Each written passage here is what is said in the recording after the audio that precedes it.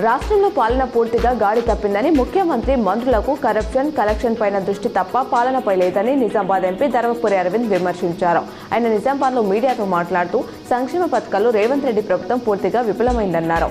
సీఎంతో పాటు మంత్రులు కమిషన్లు వచ్చే పనులు మాత్రమే చేస్తున్నారని ఎద్దేవా చేశారు.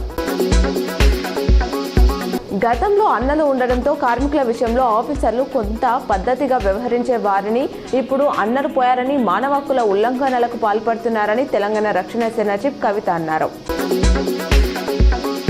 సన్నవడ్ల విత్తనాలను సబ్సిడీపై రైతు వేదికల ద్వారా అందించాలని సీఎం రేవంత్ అధికారులను ఆదేశించారు. 7 రకాల సన్నవడ్లను రైతులకు అందుబాటులో ఉంచాలి.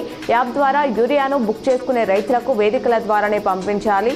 అన్ని ఫర్టిలైజర్ పంపిణీకి యాప్లను ఏర్పాటు చేయాలి అన్నారు. సీఎం రేవంత్ రెడ్డి మంత్రులపై ఎంపీ అరవింద్ చేస్తున్న అవినీతి ఆరోపణలో నిజం ఉంటే, ఆయనకు దమ్ము ధైర్యం ఉంటే ఆధారాలతో నిరూపించాలని నిజామాబాద్ జిల్లా కాంగ్రెస్ కమిటీ అధ్యక్షుడు నాగేష్ రెడ్డి డిమాండ్ చేశారు. డీసీసీ కార్యాలయంలో మంగళవారం ఏర్పాటు చేసిన విలేకరుల సమావేశంలో ఆయన మాట్లాడారు.